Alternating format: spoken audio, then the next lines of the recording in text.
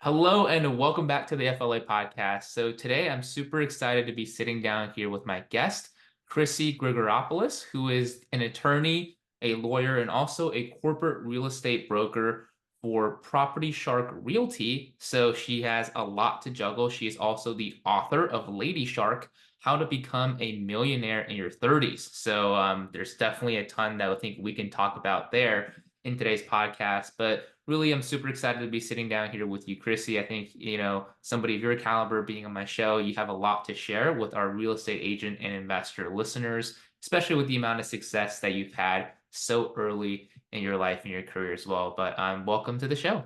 Thank you so much for having me. Yeah, absolutely. So I know you're super busy, and so I'm really grateful that you took some time out today to join us here. But before we dig into anything, would you mind just kind of sharing your story a little bit, telling us a little bit about who you are, and how did you become a millionaire in your 30s? Sure, thanks. All right, so basically, it's a long story short, I suppose. We could start there like people usually do. I come from Greek immigrant parents. I am obviously an attorney. I finished high school pretty early. I finished high school when I was 16, college when I was 19, law school when I was 25. After law school is when I actually became a real estate broker, but I was always in real estate because my dad, aside from doing construction and really working with his hands, he's an investor himself. So he never was licensed, as a broker or an agent, but he was basically flipping assignment contracts before I was even, born. So he knew way more about real estate. I always joke and I say that my dad will always be smarter than me, even though I have a doctorate with his fifth grade education. So the streets raised him and he learned a lot, when it comes to credit, interest rates, where to get the best deals, going knocking on the doors of owners, even if things weren't listed. So he definitely helped me absorb a lot of the real estate world. He wished that I was a real estate attorney.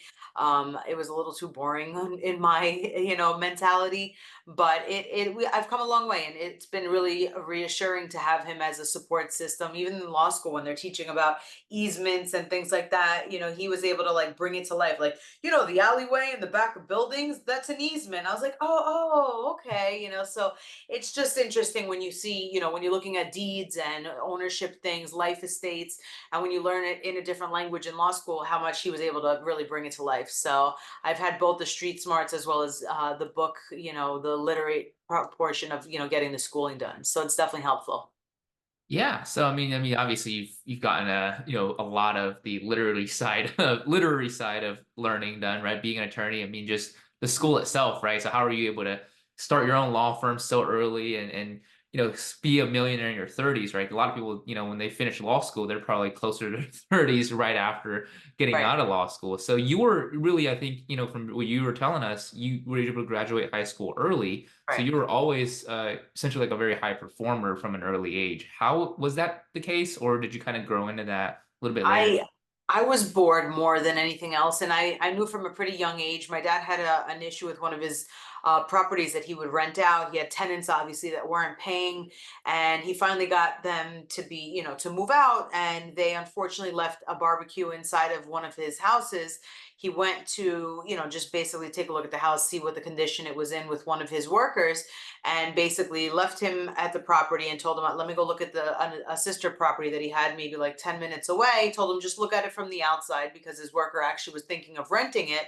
And long story short, the worker was smoking a cigarette, opened the window to go inside. The barbecue, actually, the propane was left on, so the house blew up.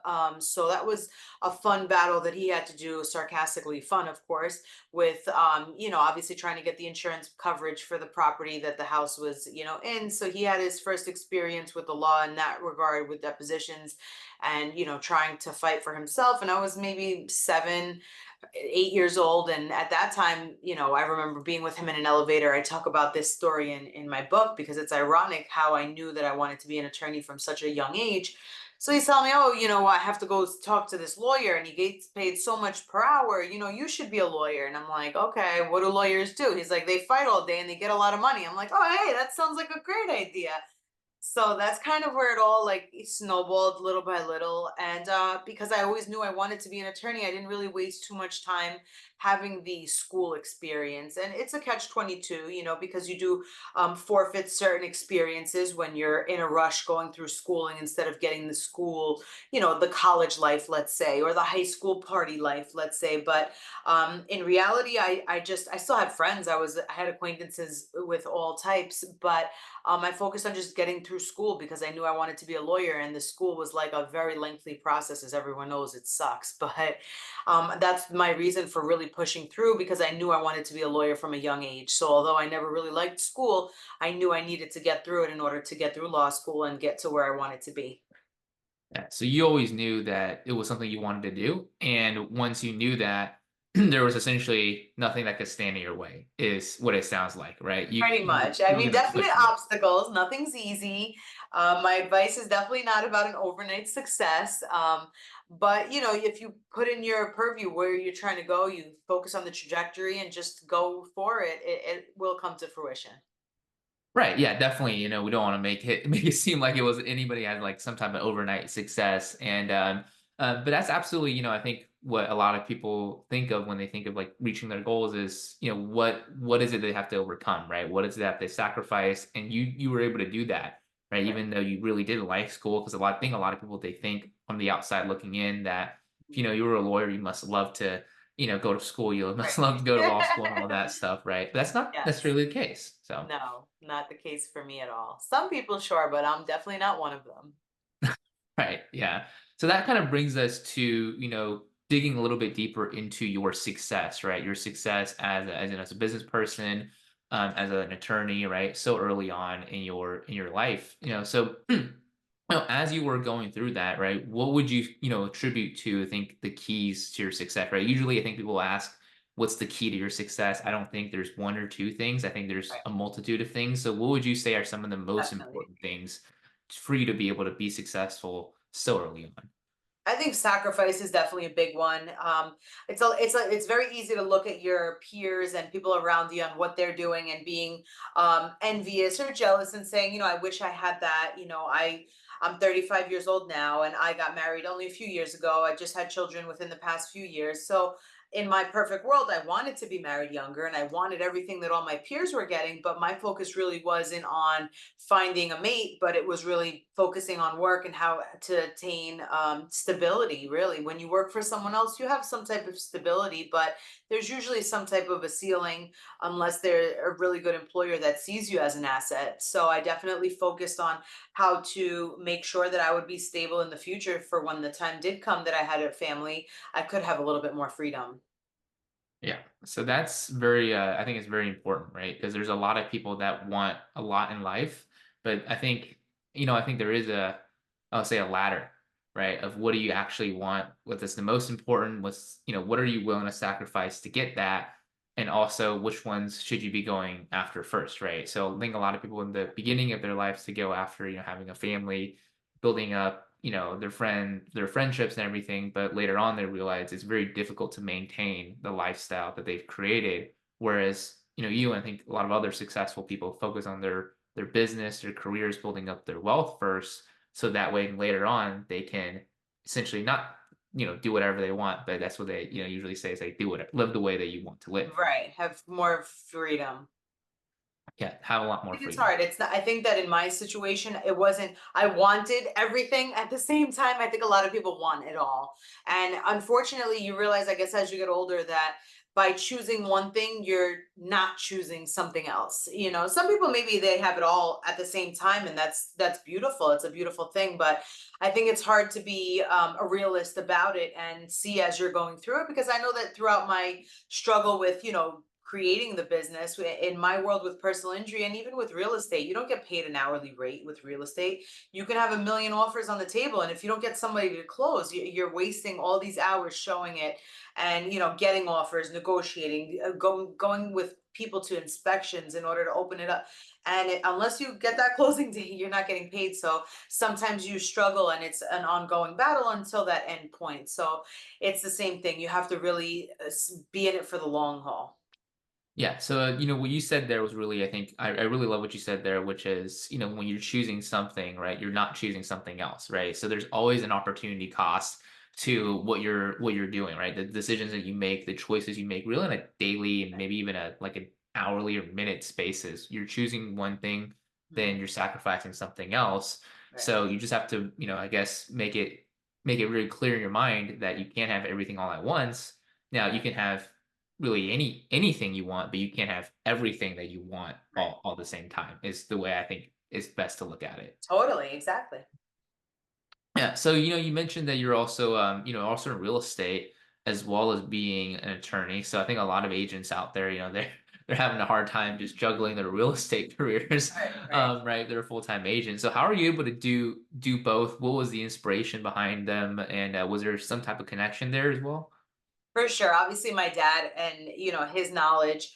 I personally love fixing and flipping houses. It's fun for me. Obviously, you have the home TV shows that make it fun, but the reality is that there really are margins. I did one when my first daughter was only a couple months old. The first flip that me and my husband did together, actually, and it was I excuse my language, a shithole. It was a two-bedroom cottage, basically, but we got it for pretty cheap. And I talk about it in my book, actually. We were working on it just ourselves with some laborers, just like on the weekends, maybe 3 times a week, 3 days a week. That's pretty much it. And it took us about 6 months to fix. But from a two-bedroom, one-bathroom, we converted it to a three-bedroom, two-bathroom, and we made over 100 grand on it in less than a year. So, I mean, there's definitely margins. Are you going to get rich if you don't have that? Like, if you get a property that has a greater investment requirement, you can definitely greaten the margins and the profit that you can have with the flip. But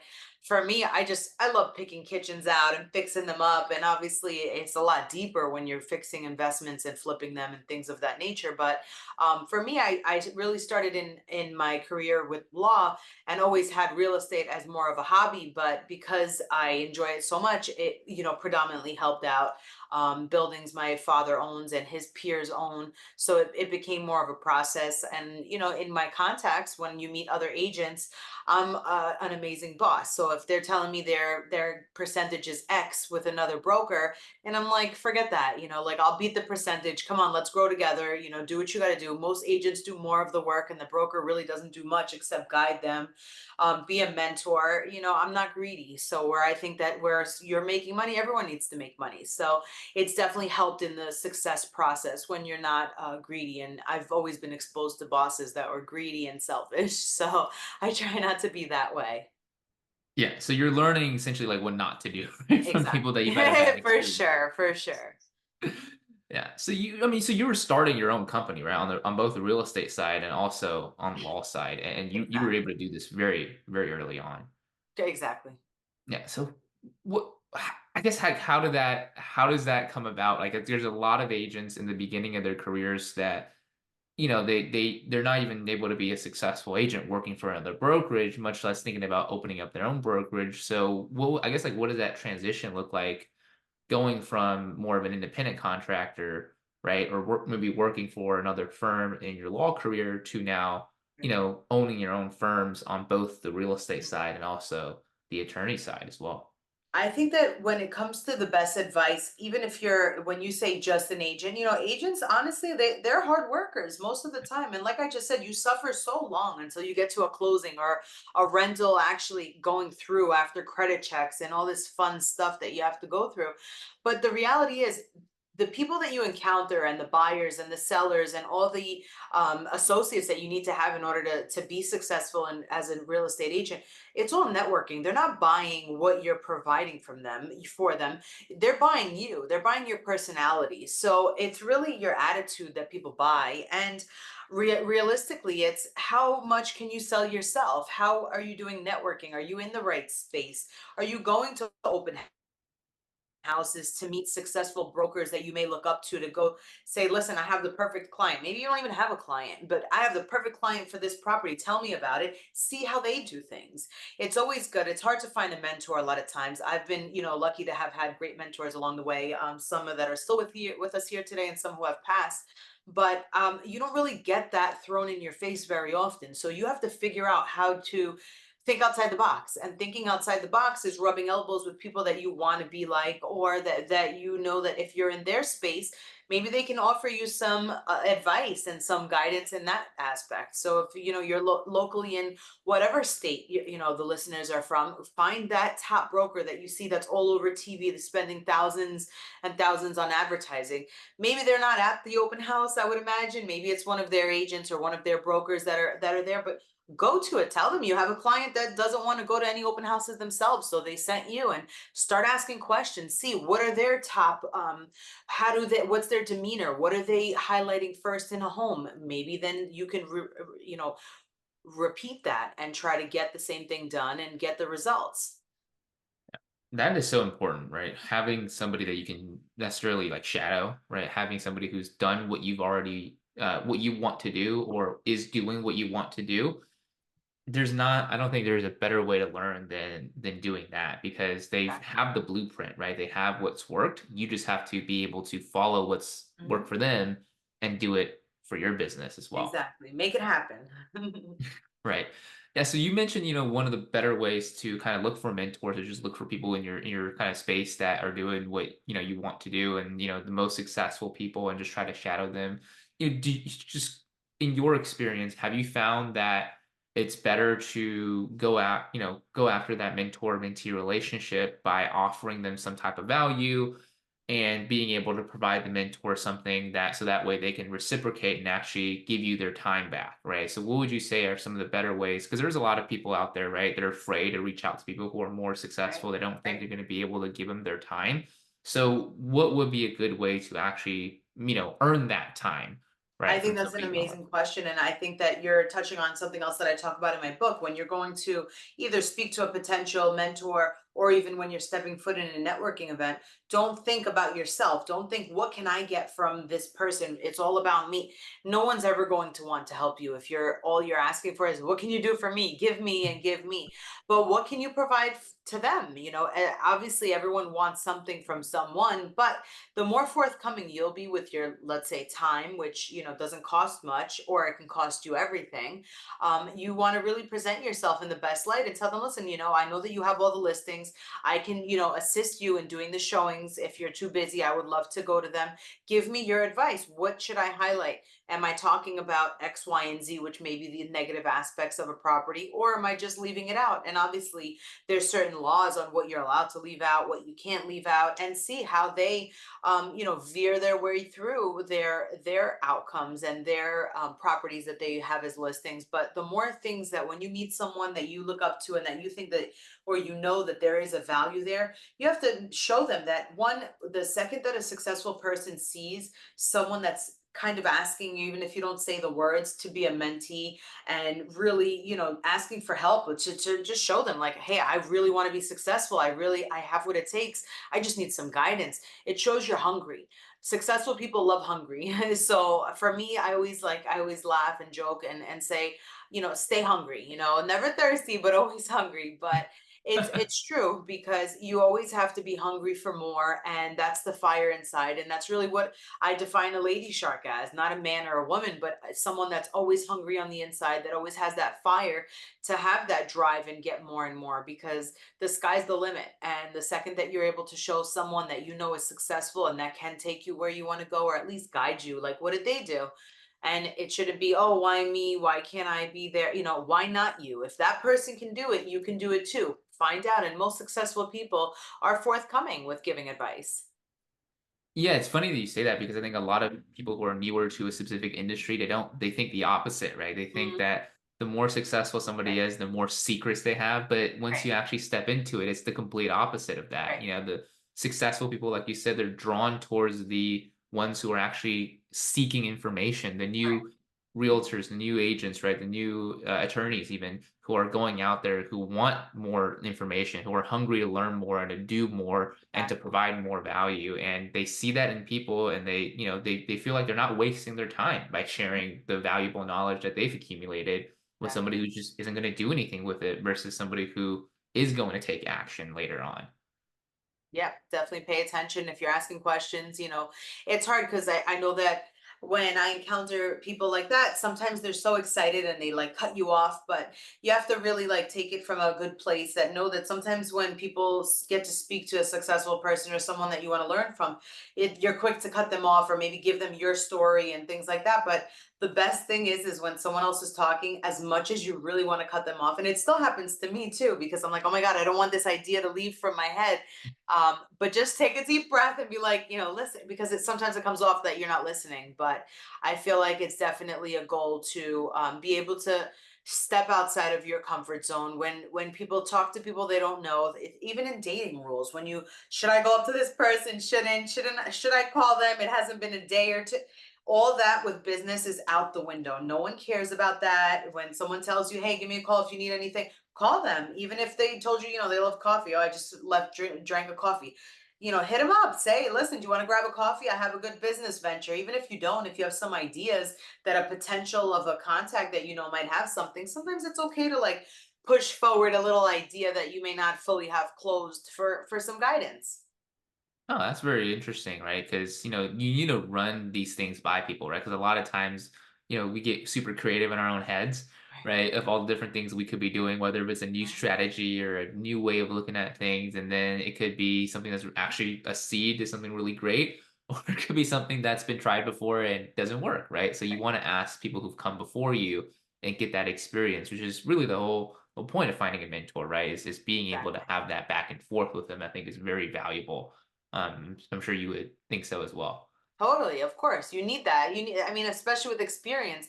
Experience is the most invaluable thing. Like if you don't have experience, you really don't have anything. And a lot of times you learn the hard way because of the lack of experience, which is okay too. You just, there are hurdles you overcome and you fall on your butt and you be resilient and keep pushing. Yep. Yeah, exactly. So, and speaking of that, right, I think, really want to dig into this one point with you before we kind of talk a little bit more about, you writing your book and the inspiration behind that. And that is, overcoming setbacks, right? Because I'm sure, being so successful so quickly, it couldn't have been easy, right? It wasn't just everything's going right one after the other. Yeah, It's a lot which of setbacks, right? A lot of setbacks and overcoming those setbacks as well. So, how important is, I would say, mindset, in your opinion, of being able to get back up after being knocked down? And what did you use as kind of like an anchor point to help you keep moving forward and to be really aggressive, really quick, and really successful? I think that's an awesome question. I think that the word failure, everybody throws it around. I don't want to be a failure. I don't want to be a failure. You'll never be a failure if you don't give up. You're a failure if you give up. Everyone has hurdles. Everyone has obstacles. Everyone messes up. Everyone's a first idea. That's why there's a such thing as a plan B, C, D. So as long as you keep going and you just get back up, brush off your knees, and try again, and that's really what the mindset is. You can't think that, okay, I'm going to try really hard this one time, and if it doesn't work, then I guess it's not for me. Well, maybe that route of entrepreneurship or trying something new, maybe that's not for you if that's the mindset that you have. Or maybe it's just naive, being naive in that type of world, that one thing will work. If we really think back on, how real estate was even sold back in the day through newspapers only, when you're only looking at a newspaper. Then now we have, MLS. I know I have here in New York. I think it's pretty much in every state. There's so many different websites. Even think of all the Zillow, the Redfin, it's insane how many different websites you have now, aside from the professional requirement that you need a password and a MLS number, and you need to be a licensed professional to get on. Google provides you with the craziest information. As an investor, I can look up things on MLS and I will not find it. Sometimes I'll just jump on Zillow and just click in like price low to high on like a multifamily or a mixed use building, and then all of a sudden I'll see something on there that was not on MLS. Even with, let's say, I look up a street name. Sometimes I really like street names, and I'll just look up the street in an area. It won't come up on the multiple listing service, but it will come up in a Google, Redfin, Zillow. And it's wild how things happen. But if you're not thinking outside the box, you're not going to achieve something different than the next person. Oh yeah, absolutely. So you want to always make sure you're thinking, in your own creative way, right? Like you Right. mentioned, there's always things that you could be doing and staying proactive, which that's kind of a lot what I got out of what you were saying as well. Is like if Exactly. you're, if you're proactive, you will find the information that like there's so much information out there today that the only reason why somebody wouldn't be able to find it is they're not trying hard enough Right, 100%. is what I think. As simple as it sounds. I know it's everyone's like, "Oh, yeah, right." It sounds so simple, but it's the reality. If you're looking, I've been to auctions for foreclosures, and people see me like, "What the hell is this girl doing here?" And I'm like, "What do you mean? What am I doing?" They're like, "How did you even find this?" I'm like, "I have my ways, and what are the ways? You pay $1,000, you get on PropertyShark.com, you look at the pre-foreclosures, you look at the foreclosures, no one's going to take you by the hand. Sure, you can look at the newspaper at the little squares that tell you absolutely nothing except the legal advertisement, or you can figure out other ways and get it done." Yeah, absolutely. So, there's so many like even with going back to what we were talking about with mentors, right? There's so many like people on YouTube and these days where they're sharing information that really in the past could be packaged up in like $5,000 to $10,000 courses, and they're just Right. sharing it for free out there on the internet.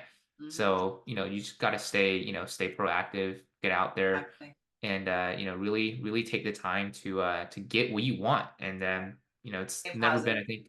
I think it's never been easier to get the information, Mhm. right, than it has been today, and than versus in the past as well. So that's very valuable what you shared there. So yeah, so let's dig into a little bit about your book, right? So you were obviously you're promoting your book, Lady Shark, and I think there's going to be a ton of value in there for a lot of people as well. So what inspired you to write the book, right? Because there's a lot of people who say they're going to write a book, but they Right. never do, or they think about it. And there's some people who never want to write a book. Right. So you obviously did it, you follow through with it, Right. and now you're also promoting it as well. So what got you to start writing your book? So, I mean, obviously, thank you. It's hard. It's hard to actually become published. Everyone says, "Yeah, I wrote a book, but did you publish it?" No. So published. We've been a bestseller on multiple different lists in finance on Amazon, and in the legal categories as well. There's the audiobook. So it makes it easier for people to at least listen to it in the car while they're driving from place A to place B. But I think that with regard to why I wrote the book, I always have people saying like, "I don't know how she does it. Like, where's there enough hours in the day?" And I'm always the person that people call for advice when they're like, "Hey, I really need to figure this out," or "Where can I get approved for a loan for this?" And of course, there's certain things that you can do. You can have a private federal credit union help you out, or you can, go and find foreclosures and try to get funding for foreclosure before it happens. There's so many ways you can think outside the box, for investing purposes. But in reality, it's a self-help book that really tells you that don't think you're stuck in this 9 to 5 or in the position that you're in right now, because I got tired of hearing excuses about people, being like, boo-hoo me, I can't do this and I can't do that and I don't make enough money. And for me, I'm like, no, I don't want to hear that anymore. Here, read my book, use the workbook in the back, get your finances together, gain financial literacy, and you can be wherever you want to be as long as you try hard enough and you make the correct sacrifices. So I really wanted to push out, that things don't happen overnight. No one's lucky that's successful. I mean, maybe not no one. I'm sure there's inheritances and things like that, that there are some lucky people out there. I haven't been one of them that walked into a bunch of money, but I just really wanted to put the book out there to show people that, what, don't listen to anyone. Everyone has something bad to say, because if you have that hunger and you really want to do something and you're on that path, people will always say like, "Oh, damn, why are they doing it? How are they doing it?" And just really push through, because there's reassurance in being confident in yourself, even if you're insecure and uncomfortable doing some new things. Yeah, and that is so true what you just said there. It's, there's somebody always has something negative to say, right? There's Right. always some type of negative comment or thought. And a lot of times when people share their ideas with those around them, they'll get shot down, right? They'll say, well, you can't do that. Well, no, like you can do that. You can't do that, right? Because you have that negative mindset, but the people who actually want to do it, who are actually going after it, they can. And I'm sure that's a lot of what you talk about in your book as well, is that keeping that mindset and staying away from really kind of the negative noise that's out there. Exactly. Yeah, so that's awesome. And yeah, so where can people get their hands on a copy of your book if they're interested? So it's still on Amazon. It's doing, like I said, few bestseller lists on there. So if you just type in Lady Shark, it'll come right up, and how to become a millionaire in your 30s. It's at local bookstores, Barnes and Nobles. It's pretty much at most of the online websites as well. But I love Amazon. It comes so fast in like a day. Most people have Prime. I hope I'm not the only one, but so it comes pretty fast. The audiobooks on there as well, Audible. As well as paper, like Kindle copies if people are Kindle or like on their phone readers while they're, waiting for things. That's definitely a possibility as well. Awesome. And we'll make sure to leave a link to the Amazon link in the description down below, so that way people can find it and really get it the best way that they want to consume books, right? Whether if it's ebook, Kindle. I know Amazon Prime, like a lot of people love Kindle as well. Yes. They can just read it on their phones or their computers or anywhere. And audiobook's been a huge one as well, right? Especially if people are busy. I know real estate agents, they love Mhm. listening to podcasts and audiobooks There from you their go. drives, right? From one place to another, Exactly. Yes. using that time wisely. So we'll make sure to leave a link in that as well. And but before we wrap up here, I'd love to kind of get your take on just one last subject that you brought up when you were speaking about, as you were writing your book and getting everything done. That is time management. So you're doing a lot, right? At the same time, and I'm sure you get the question from everybody, like you said, how do you find hours in the day to do even more stuff, right? You're on podcasts. I think we were Mhm. talking before the show, you're making appearances everywhere, you're promoting the book, but you still have your businesses to run. Right. How are you finding that time? Because we all have 24 hours in a day, unless you have 48 and there's a secret you're keeping that you're not sharing with us. Yes, this is a good question. I mean, definitely, I mean, caffeine is amazing, but the reality is make a list and prioritize. If you think of all the things that need to get done in your life all at the same time, you're going to stare at that list and want to go sit in a corner and cry. So you have to really prioritize your time and think, what will give me the best bang for my buck, meaning this may take a half hour, but the ROI on that half hour is going to be it'll really make me happy, and it'll really give me progress to bang out the rest. Maybe things are intertwined with other tasks that need to happen. If you have help, if you have an assistant, if you have an associate, if you have, hey, a friend that's not working right now that needs a couple extra bucks, it's always nice to allocate duties. It's not always the best because everyone says, if you want something done right, you got to do it yourself. But you really need to manage what needs to be done, and making lists is definitely key because we can't remember everything, and a lot of times that's how things fall through the cracks. So I would definitely prioritize what needs to be done, what's on fire, what items are like everything's on fire if this doesn't get done today. If you do nothing but one thing, you'll feel, reassured. And I can't tell you how satisfying it is to cross things off of a list. As adolescent as it sounds, it really does make a difference. Oh yeah, no, it does. If anybody's ever done that before, they know the feeling, right? It's a really, it's a really good feeling. And for agents, right, they always think that everything in their world is going crazy, right? If the deal's falling apart, and it's a very serious transaction, right? Real estate's very serious. It's not, buying a vacuum cleaner, but I can Mhm. only imagine what it's like in the legal world where things are, there's even more on the line, and think the time is even more of the essence. Mhm. And what you said about priority is so important, right? You have to kind of Exactly. take a look at what's the most important thing so that everything else doesn't go haywire, and really Exactly. attack that and really eat that frog, right? That's Yep. the book that's That's out there. it. Um, yeah. But yeah, no, Chrissy, I mean, I really appreciate you being here and joining us for today. And again, you're super busy. You've got all these things going on, and Thank you so I'm so really much. grateful I'm for. always happy to be a mentor. I'm always happy. I open up my social media to anyone that wants to shoot over a DM. I'm always happy to give ideas, or, if anyone wants to run some questions by me, I'm always happy to help because, like I said, I've had mentors, and I am a true believer in if you give good, you get good. So I'm on Instagram, Chrissy G Official. The website is theladyshark.com. There's other contact ways to reach me there as well. Awesome. And we'll make sure to leave the links to that in the description as well. So that way people can find Thank you and you. reach you and kind of follow your journey along. Because I'm sure there's even more exciting stuff coming up right in the future. So I can only You imagine. pray. But awesome, Chrissy. Thank you again for being on the show. Thank you Before so we much let for you go. having me. Yeah, so before we let you go, just one last question. Of Is there course. any last pieces of advice that you would like to leave with the audience before we let you sign off?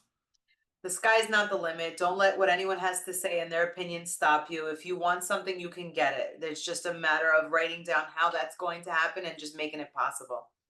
I love it. Well, awesome. Thank you so much, Chrissy. Thank you guys for Thank tuning you. in. Thank you. Best of luck. Yep. And I will see you guys in the next show. Take care.